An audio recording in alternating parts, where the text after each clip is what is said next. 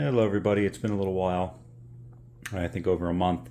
I had some minor medical issues I had to take care of, and just things got a little stagnant, I guess, as far as the castle setup here. But I have been working on a lot of other Lego projects, a few Star Wars MOCs. I actually just got into Lego Star Wars.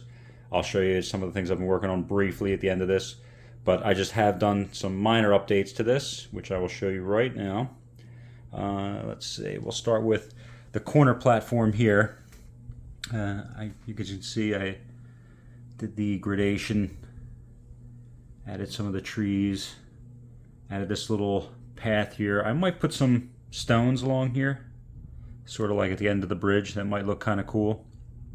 Still not sure what I want to do with that yet, but I like leaving this part open. This way I can put like minifigs here, maybe walking down the path towards the bridge, easy access with my hand. There's not like a tree in the way, which is good. I finished this side here. I added the two trees on either side of the little river. I finished off where that tree is, the large tree right there. The only section I haven't done yet, still, been a little lazy, is with the forestman hideout back there in the corner. I still need to, I guess, like do this part here, you know, add a little gradation going up, and I might raise the forestman hideout up by 1 or 2 bricks. I'm not sure. I do want to raise it up a little bit though, to give it some height. So there's like a little valley between that and the tree that you walk through, and then when you get back, I'm gonna have like their little camp with the well you can see in the back, a little campfire, which would be pretty cool. So, but yeah, definitely a few things have changed since the last update. I put this autumn tree right here. Added the added height in the corner there, so it goes up like a little hill. Let me just show you some different angles here.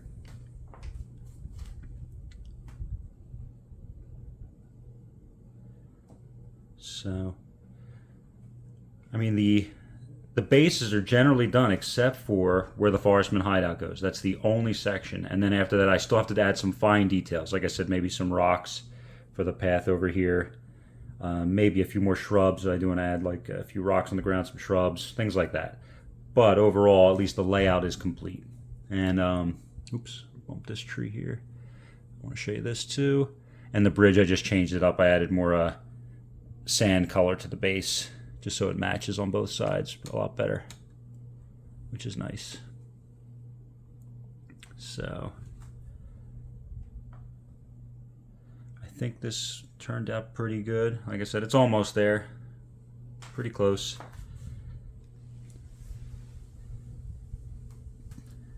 We'll get a different angles here.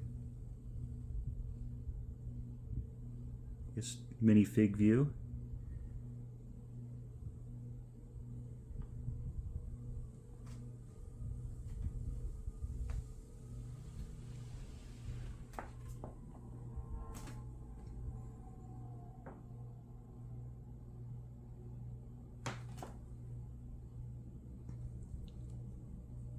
And the other thing I want to kind of work on is add a little, like an archery range or some kind of archery competition for the fair in the corner here. I figure I have the space. One of the users in one of the videos commented on that, and I thought it was a good idea. So, you know, we already have, you know, the gesture, we have food, we have jousting, you know, we have music. So why not add a little archery contest? So I think that'll be pretty cool. I just have to make something up or see what extra parts I have, but at least I got the targets in place. So now I just got to pull some archers and see what I want to do with that. But other than that, nothing else has really changed over here. I'm still torn on whether or not to put the trees back in front of the castle. There really shouldn't be. My whole thing with this, and I want to show you, is playability. I don't want to lock this down. There's a reason why I don't have base plates under all this.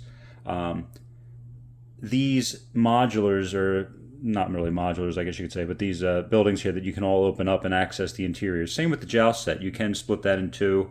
You know, the castle here. I want to be able to do that. Like, I want to be able to access the interiors whenever I want. Flip these around, move them, like get to the inside.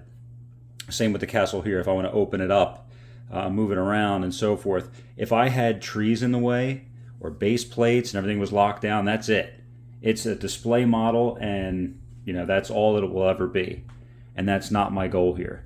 You know, I want to have the balance of display, but like playability, accessibility. So even with this, I mean, there's a purpose behind all this. With like the forest, I spaced out the trees enough so I can get my hands in there to put like minifigs and so forth. I didn't want it too dense. I thought like, oh, I should add a few more trees, but if it's too dense, then you can't get in there. Then you're knocking over trees every 2 seconds trying to move a figure around or something like that, and I didn't want that. You know, I wanted like pathing, you know, so the minifigures can go up easily. You get your hands in there to place them. Same with this castle over here in the corner. If I lock that down, that's it. But I mean, you know what the throne room looks like in there, the armory. You know, I want to be able to turn that around. Maybe if I want to close it up one day and fold it up and display it that way. With the just sitting on the table like that, I have that option. I could sit it on blank base plates just to make sure that like the bottom is green, I guess, and just kind of have everything float. That's another option. Let me know what you think in the comments. You know, just base plates but not locked down, just kind of sitting on top. So let me know what you think. And let's go back over here. And as I think I showed you all this before, all these sections separate, which is pretty cool. You know, everything lines up perfectly, like when he goes in. So, even this section right here. And I'll show you this one. It's a larger plate. So, but that's how I basically design these. And then when I'm done, I'll probably just add a little stud or a plate or a rock or something like that just to hold it all in place. Or actually, I don't even really have to. They don't really move around too much. They have a lot of weight. They're pretty solid. I didn't make them hollow with Technic and so forth. One thing I'll show you here too with this tree. This isn't placed yet all the way, but I used 2 plates underneath. I didn't use a full brick because when I put this in, as you can see, it's matched up perfectly. Once I press that down, the tree, that the whole plate layer you saw will be flush. So that's why I kind of did it that way. So maybe I could do a whole brick. I don't know. It would sit up one more. Maybe just give it that added little bit of height. But I don't know. I kind of like that smooth around the edges and then the flush look. I'll see what I want to do with that. So, but once again, and I added some like the tree roots coming out. So, all right. Let me just show you some of the other things I'm working on. I never was into Lego Star Wars before. I didn't have any Lego Star Wars sets, but I guess that ship has sailed and the ball is rolling. So let me show you some of the things I've been up to. I actually built a few Razor Crest MOCs. This first one here I did is from Brick Vault. I purchased their instructions off their website. Really cool model. It takes the basic playset Razor Crest and does a lot of updates to it. I mean, it tiles it off. I almost consider this like a mini UCS. I'll show you more in a future video, but this was one of the things I worked on. Also built this Razor Crest MOC from Rebrickable. I think the username was 0rig0. I did some modifications, so I took their MOC and then I modified it a little bit more. I added more light gray. Their MOC still had a lot of dark gray in the top. I spaced out the engines here and put a dark gray, dark bluish gray circles in there to give that little more shadow. Let's see, I think I modified the interior slightly. Some other little bricks that were loose. I left the original landing gear on this one because I didn't like the fact you couldn't fold it up. I'll go into that in more detail, but here's just wanted to show you a second MOC I worked on from the Razor Crest. So that's 2. Purchased this from Lego. Haven't even opened it yet. It's been sitting here for about 2 weeks. Don't really even have space or anywhere to put this thing, but as you can see, if you noticed a pattern here, I really like the Razor Crest. I really started getting into the Mandalorian, which led me to Lego Star Wars, and now that Pandora's box has been opened. Also built the Slave 1 MOC by Edge of Bricks. Really cool Slave 1. The only change I made, I put the dark trans windshield on there instead of the clear. That's the only change I made. It comes with a stand. Really cool. I consider this like a mini UCS also. And I think it's a little bigger than the 20th anniversary, which I also purchased, but I haven't built yet, so I will make a comparison of those. But really neat model. Even has like a lot of detail on the back, kind of like the UCS. So I'll have to make another video on this just so you can see it, but really cool MOC by Edge of Bricks on Rebrickable. I built the Razor Crest MOC, I believe by 2 Bricks. I took their design, but I heavily modified it. I put a lot of genuine Lego silver or metallic silver parts all over the place. I spent a fortune. I think I spent like over $150 on metallic silver pieces. I updated the engine area. I'll show you this in better light, another video. This is just let you know what I've been working on. But changed the engines, the cones, any piece in metallic silver that I could find from Lego that would fit this model, that would match, I put it on here. So I'll show you this in better lighting. Like I said, changed it around a few details, but I think this came out really nice. And aside from Lego Star Wars, I also had to pick this one up. I was around when, classic space was a thing when I was a kid, so the nostalgia factor, this was a must-have, so I built this. And I had to pick up a second one so I could build the alternate model. I was thinking about picking up a third to build the smaller one, but I think it's a little too small. I'm happy with these two, so I'll stick with just the 2 Galaxy Explorers. And I picked up Boba Fett's Starship, aka Slave 1, the little one here. So my plan is to have the 3 Slave 1s, the one by Edge of Bricks, the 20th anniversary, and this one here. I was thinking about the UCS.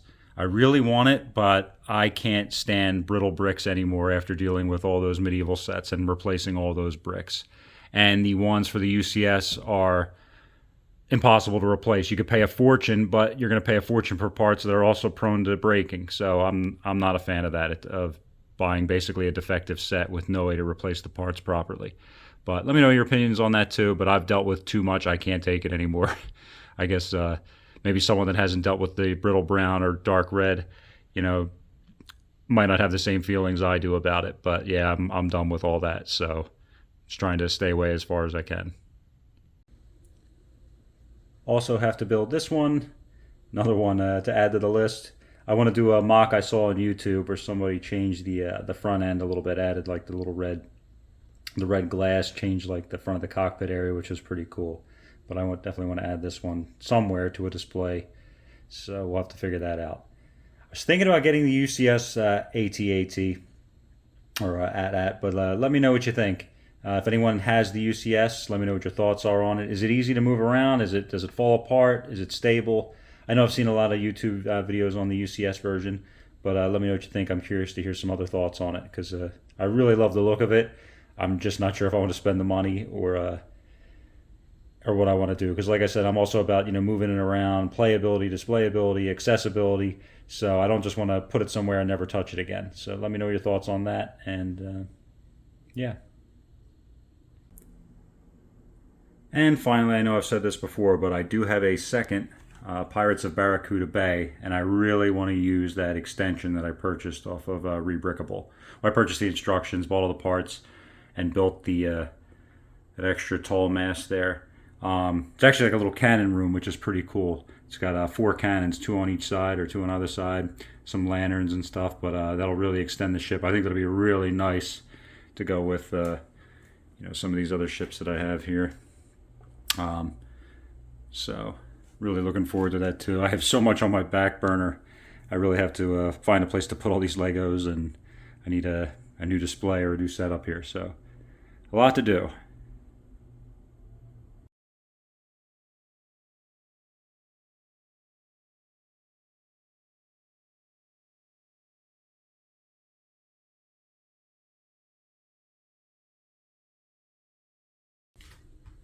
And if you haven't seen my previous video on this, where I did a lot of updates, added the tan plates, tiling,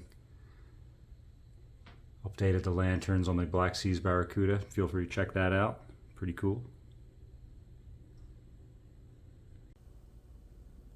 Now that I'm into Lego Star Wars, started building up a little minifigure collection here from all these sets. I'll have to get one of those display stands. I was looking around, I saw some really nice ones on Wicked Brick. I was thinking about something like that. Let me know what you guys think. Looking for a good minifigure stand. I guess something that'll hold at least 100 figures, because I do have a lot of extra ones from the medieval set that are not displayed, that you haven't seen. I probably have another 20 or 30 castle themed figures that are still in a box, you know, just waiting to be put back into the display. Finally, I'm not sure if I ever showed anyone this, but I do want to somehow put this Ninjago dragon into the layout. I think this is pretty cool. Of all the Ninjago dragons, or of all the dragons I could find, this was the one I liked the best. So I'd love to have this maybe like flying over the kingdom, maybe like mounted up here on like a wire or a string or something like that, attacking, you know, or just hovering over. Maybe have the minifigures looking up. I think that'll be a pretty cool shot. Maybe even something like that. Like that looks cool right there.